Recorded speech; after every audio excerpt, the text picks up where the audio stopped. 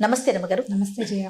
రమగారు, ఏదైనా ఒక సిచ్యువేషన్ వచ్చినప్పుడు దానికి కంగారు పడిపోయి వేరే అన్ని విధాలుగా ఆలోచించకుండా సమయస్ఫూర్తిగా నిదానంగా ఆ ప్రాబ్లం నుంచి ముందుకు వెళ్ళగలగాలి.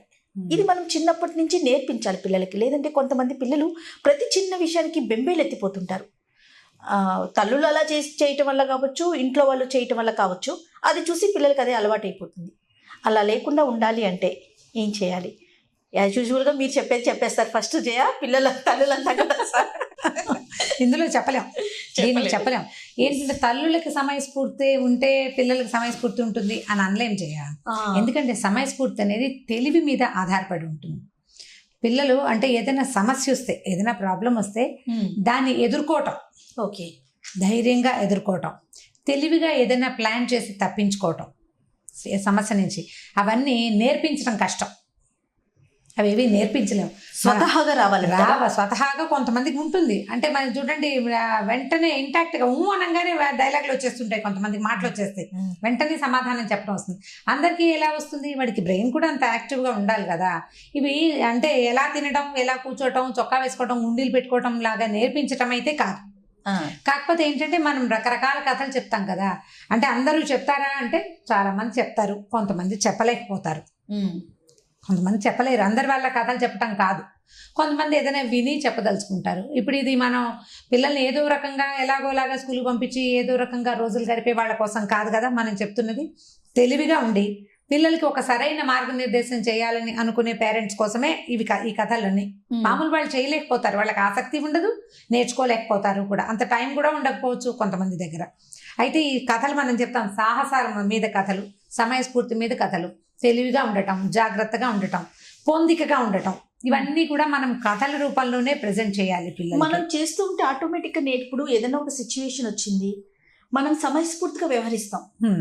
అది చూసి నేర్చుకునే అవకాశం లేదంటే మెల్లిగా ఒక రోజులో కాదు, మెల్లిగా నేర్చుకుంటారు, చాలా స్లోగా అది డెవలప్ అవుతుంది. ఎదుటివారు ఏదో అన్నారు, మనం వెంటనే మనం మాట్లాడకుండా కొంచెం నిదానించి ఆగితే ఆ సిచ్యువేషన్ మారిపోతుంది. అక్కడ మనం అంటే యాజ్ ఎ మదర్స్ గా మనం అలా చేస్తూ ఉంటే పిల్లలు అది ఫాలో అవటానికి అవకాశం ఉంటుంది. మదర్ గా చేస్తూ ఉంటే పిల్లలు ఫాలో అవుతారు ఒకటి, లేదా ఏదైనా సందర్భం వచ్చినప్పుడు ఇలా వ్యవహరించాలి అని చెప్తూ ఉన్నా కూడా మెల్లిగా వస్తుంది.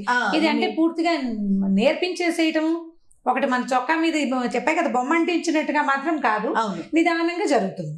అయితే మనం కథలు చెప్తాం కదా, ఈ చెప్తున్న కథల్లో ఒక మంచి కథలు సమయస్ఫూర్తిగా ఉండి తెలివిగా ప్రమాదం నుంచి తప్పించుకున్న కథలు కోకొల్లలు ఉంటాయి. అసలు ఎన్ని రకాల కథలో చెప్పచ్చు.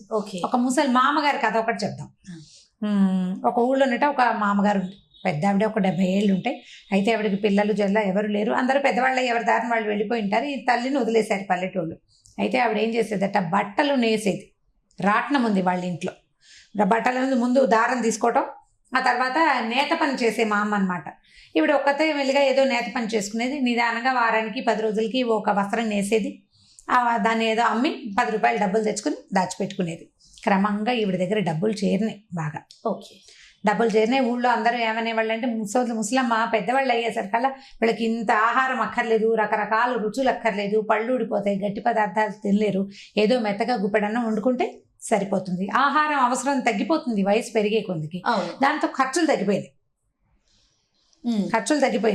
ఈ వచ్చిన డబ్బులు ఆవిడ జాగ్రత్త పెట్టుకునేది. ఎవరికైనా చుట్టుపక్కల వాళ్ళే కాస్తా పుస్తా సహాయం చేసేది, కానీ పెద్దగా ధన సహాయం చేయాల్సిన అవసరం ఆవిడకి రాలా. డబ్బులు మాత్రం ఈవిడ దగ్గర ఉండే.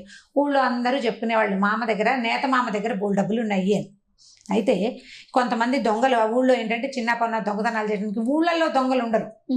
ఏ ఊళ్ళో అంటే ఒక చిన్న పల్లెటూళ్ళు కదా, ఇవి పాత కథలు చెప్తున్నాం మనం. ఈ ఊళ్ళల్లో ప్రతిముఖానికి పరిచయమే ఉంటుంది. తెలిసిన వాళ్ళే ఉంటారు. అసలు కొత్త వాళ్ళు వచ్చిన మరుక్షణం ఊళ్ళో జనాలు ఎవరు, ఎక్కడ, ఏమిటి అని అన్ని కనుక్కుంటూ ఉంటారు. ఈ ఊళ్ళో ఉన్న చిన్న పిల్లాడి దగ్గర నుంచి ముసలివాడి వరకు ఒకళ్ళకొకళ్ళు ఫెమిలియర్గా ఉంటారు. ఆ ఊళ్ళో వాడే దొంగతనానికి రాకుండా ఏం చేసేవాళ్ళు ఆ రోజుల్లో, ఈ దొంగలు ఊళ్ళు దోచుకోవడానికి తిరుగుతూ ఉండేవాళ్ళు. మనకు కూడా ఆ బ్యాచ్ వచ్చింది, ఏమిటి చెడ్డీ బ్యాచ్, లాగు బ్యాచ్, అలాంటివి చెప్తుంటారు కదా, అట్లాగే ఇలా బ్యాచ్లుగా కొంతమంది దొంగలు ఈ ఊళ్ళల్లో పొద్దుటిపూట తిరిగి భిక్షాటనకు వచ్చి, చిలకడ దుంపలు అమ్మడానికి వచ్చి, లేకపోతే రేకు డబ్బాలతోటి చిన్న చిన్న చాటలు అవి చేయడానికి వచ్చి, గిన్నెలు మాటలేయడానికి, ఇలాంటి పనుల వంక పెట్టుకుని వచ్చి ఎవరి దగ్గర డబ్బులు దొరుకుతాయి, ఎవరి దగ్గర బాగా డబ్బు ఉంది, ఆ తర్వాత ఈ ఊళ్ళలో ఎవరు మనుషుల సహాయం లేకుండా ఉన్నారు, ఒంటరిగా ఎవరున్నారు, పెద్దవాళ్ళు ఎక్కడున్నారు కనుక్కునేవాళ్ళు. ఇప్పుడు కూడా అవే తెలివితేటలు ఉన్నాయి. అదే ఈ తెలివితేటలు ఇవాళ వీళ్ళేదో ప్రత్యేకంగా కాదు, పాత రోజుల్లో గజ దొంగల దగ్గర నుంచి వాళ్ళు కూడా ఇదే పద్ధతిలో చేసేవాళ్ళు. తెలుసుకోవాలి కదా, ఆనుపాను తెలుసుకుని దిగాలి ఏ పనికైనా. ఆ తెలివితేటలు వాళ్ళు మంచి పనులు పెడితే ఇంకా బ్రహ్మాండంగా ఉంటుంది. కానీ దొంగతనం చేసేవాడు అదే చేస్తాడు.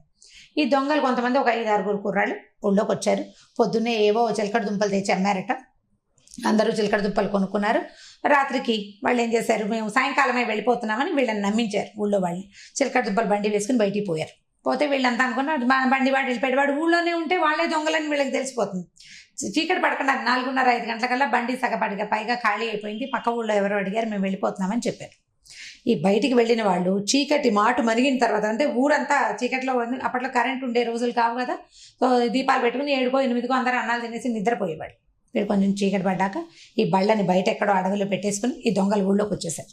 వచ్చి ఎవరెవరి దగ్గర డబ్బులు ఉన్నాయని తెలుసుకున్నారు. ముందు ముసలి మామ గారింట్లో డబ్బులు ఉన్నాయని తెలుసుకున్నారు. ఈ మామగారింట్లోకి జ్వరపడ్డారు. జ్వరపడేసరికల్లా 70 ఏళ్ళ ఆవిడ, ముసలిది పెద్దది కదా, వృద్ధురాలు, భయపడలేదు, కేకలు పెట్టలేదు. ఆవిడకి తెలిసింది ఎవరో వచ్చారు అని.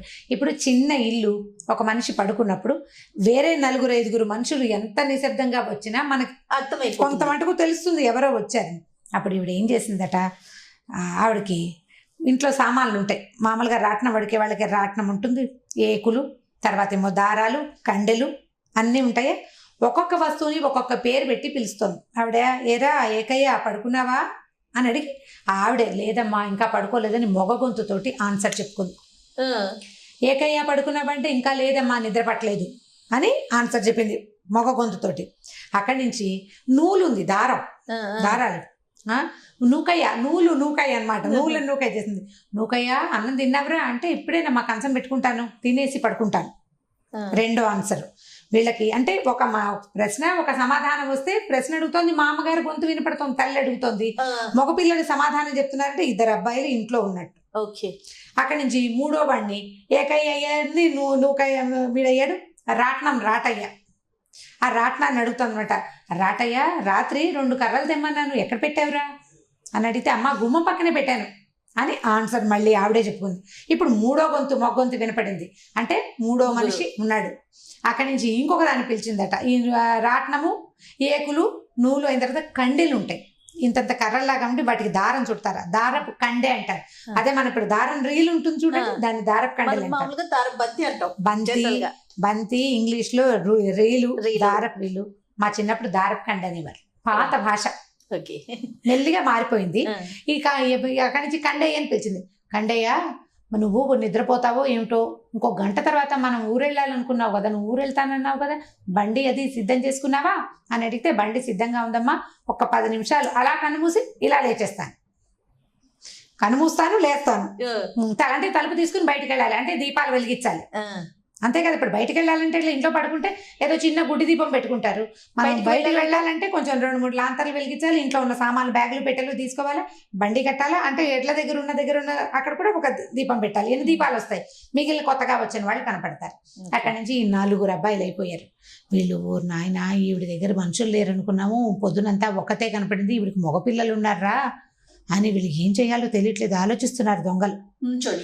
మరి లోపలికి వచ్చేసారు, ఇంట్లోకి ఇల్లు తలుపు జాగ్రత్తగా తీశారు. తలుపులు సులువుగా తీసే ఉపాయం దొంగలకు మనం చెప్పక్కర్లేదు కదా.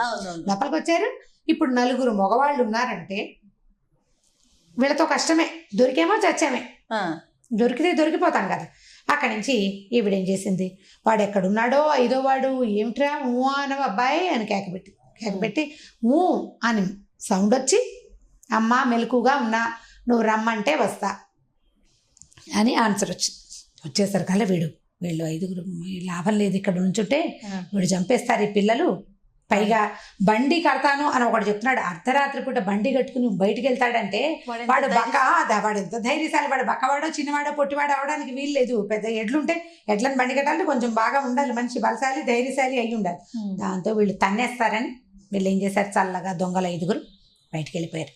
బయటికి వెళ్ళంగానే మనుషులు వెళ్ళి నలిగిటి రాగానే ఈవిడ ఏం చేసిందంటే, దీపం పెద్దది చేసుకుని గబగబా వెనక దొడ్లోంచి పక్క ఇంటి వాళ్ళ తలుపు కొట్టి, దొంగలు వచ్చారా ఊళ్ళోకి, వీళ్ళు చిలకడ దుంపల వాళ్ళేనేమో, వాళ్ళు లోపలికి వచ్చినప్పుడు దుంపల వాసన వచ్చింది నాకు, వాళ్ళు తినడానికి వచ్చేటప్పుడు ఏం చేశారు, ఏదో తెచ్చుకున్నారు, చిలకడ దుంపలు కాల్చుకుని తినేసి వచ్చారు.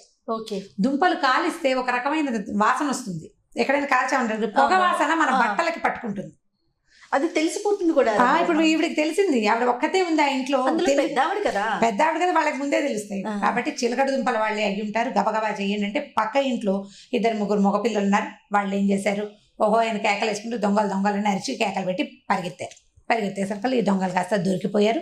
బాగా బడితే పూజ చేసి, మా అమ్మకి ఎంత ధైర్యం రా, ఎంత బాగా చేసింది, మా అమ్మ గురించి ధైర్యం కాదు సమయస్ఫూర్తి ఉంది. ఆ టైంకి ఎట్లా రియాక్ట్ అవ్వాలో ఆవిడకి తెలిసింది.